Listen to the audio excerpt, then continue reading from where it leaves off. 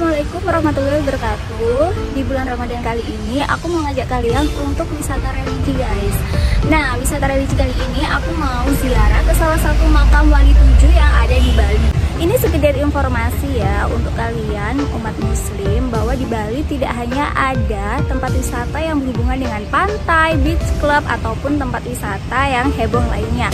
Sama halnya seperti di Jawa, di Bali juga memiliki wali tujuh. Wali tujuh itu adalah salah satu waliullah yang menyebarkan agama Islam di Pulau Bali. Nah, untuk makam wali tujuh ini yang aku mau kunjungi adalah makam dari Raden Ayu Siti Khadijah, di mana di dalam makam ini terdapat banyak cerita-cerita sejarah yang menarik yang wajib kalian ketahui.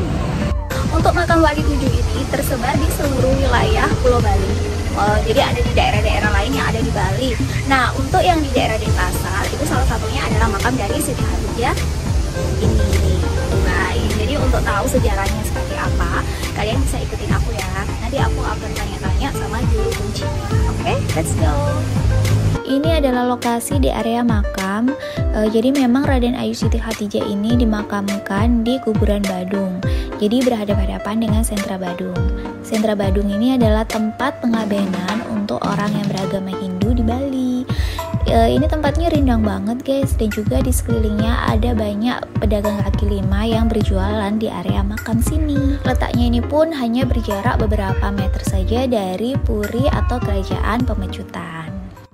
Raden Ayu Siti Khadijah atau yang memiliki nama asli Gusti Ayu Madirat. Beliau adalah putri seorang raja Pemecutan yang mempunyai paras sangat cantik. Karena kecantikannya tersebut, banyak orang dari kerajaan lain yang ingin mempersuntingnya. Namun pada saat itu Raden Ayu Siti Khadijah ini sedang menderita penyakit kuning yang sangat susah untuk disembuhkan, hingga para balian pun tidak ada yang mampu menyembuhkan. Hingga akhirnya sang raja pun mengadakan sayembara. Barang siapa yang mampu menyembuhkan putrinya, bila perempuan akan diangkat menjadi anak, dan bila laki-laki akan dinikahkan dengan putrinya bila berjodoh. Sayembara ini pun didengar oleh seorang syekh yang berasal dari Jogja. Lalu kemudian syekh tersebut menyampaikan dan mengutus seorang muridnya yang bernama Pangeran Cakraningrat IV dari Bangkalan, Madura. Mendengar utusan sang guru, pangeran tersebut langsung meluncur ke Bali, tepatnya di kerajaan Pemecutan. Dan ternyata sang Pangeran Cakraningrat mampu menyembuhkan penyakit sang putri. Dalam waktu 1 minggu, Raden Ayu Siti Khadijah itu sehat seperti sedia kala. Sesuai dengan janjinya, sang raja pun akhirnya menikahkan mereka berdua. Dan Raden Ayu Siti Khadijah ini menjadi istri keempat Pangeran Cakra. Setelah melakukan pernikahan di kerajaan, Raden Ayu pun ikut suaminya ke Madura. Di sana mereka juga melangsungkan acara pernikahan sesuai dengan agama Islam. Setelah itu beliau pun memeluk agama Islam menjadi mu'alaf. Setelah 3 tahun beliau tinggal di Madura, beliau pun rindu kepada keluarganya yang ada di Bali. Lalu kemudian beliau pergi dikawal oleh 40 orang pengawal menggunakan jalur laut. Dan ketika beliau sudah sampai di Bali, inilah awal dari sebuah masalah. Di saat beliau sedang melakukan ibadah sholat menggunakan mukenah dan menghadap ke kiblat atau ke barat, datanglah seorang pati dari kerajaan Pemecutan. Melihat hal itu, sang pati mengira bahwa Raden Siti Khadijah menganut ilmu hitam, karena di Bali untuk sembahyang itu menghadapnya ke timur atau ke utara. Jadi ceritanya keluarganya itu belum ada yang tahu bahwa Siti Khadijah ini sudah menganut agama Islam.